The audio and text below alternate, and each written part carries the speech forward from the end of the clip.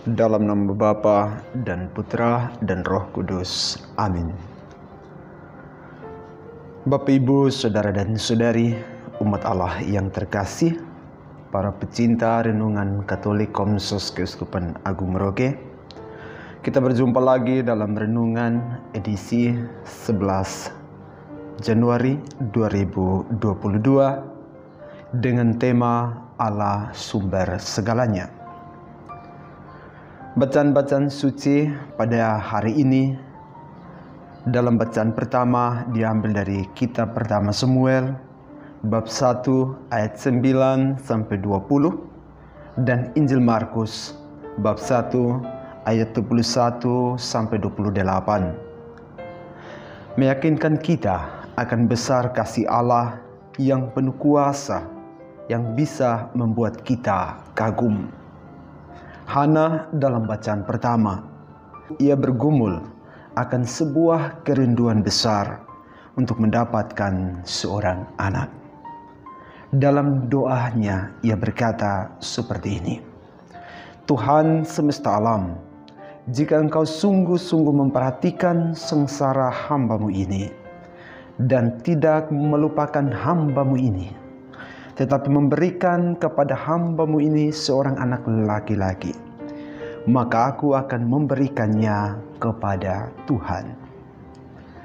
Ungkapan Hana dan sikapnya yang begitu sabar dan penuh kerendahan hati mendapat kasih dan kebaikan Tuhan yang begitu besar dan kuasa. Sedangkan Yesus dalam tindakannya, dalam pelayanannya, ia pun melayani dengan kuasanya. Seperti Hana yang berdoa dengan penuh kesungguhan, demikian pula Yesus, walaupun ia adalah putra Allah, ia juga meluangkan waktu menepi dalam kesendirian dan berdoa. Yesus membangun komunikasi dengan Bapanya, dan Hana membangun komunikasi dengan Allah. Komunikasi yang intens antara Hana dan Yesus menghadirkan suatu rahmat besar. Hana mendapatkan apa yang ia rindukan di dalam kehidupannya, sedangkan Yesus melakukan banyak hal yang memberikan kekaguman, memberikan banyak mujizat lewat kuasanya. Bapak, Ibu, Saudara dan Saudari, umat Allah, pecinta renungan Komsos Keuskupan Agung Merauke yang saya kasihi. Hal yang menarik bahwa Hana setelah mendapat anaknya Samuel, ia kembalikan kepada Tuhan. Ia mempersembahkan kepada Tuhan, yang kemudian Samuel menjadi nabi terbesar. Yesus pun demikian.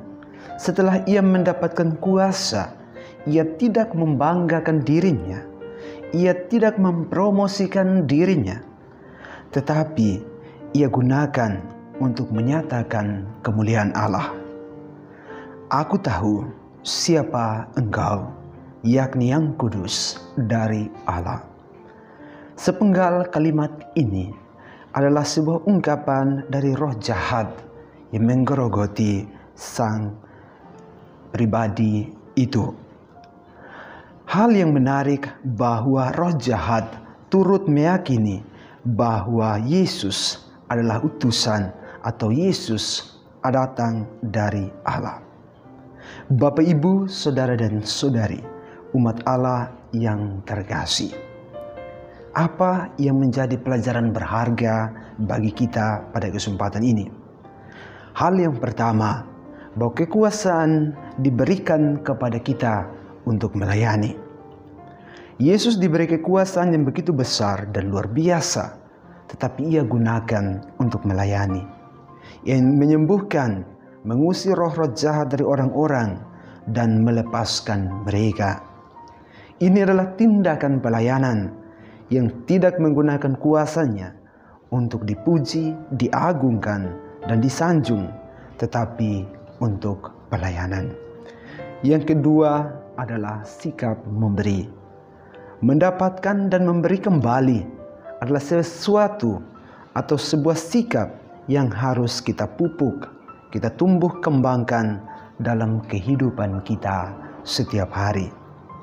Kita memohon kepada Tuhan, kemudian ketika rahmat itu diberikan kepada kita, janganlah kita lupa untuk berbagi.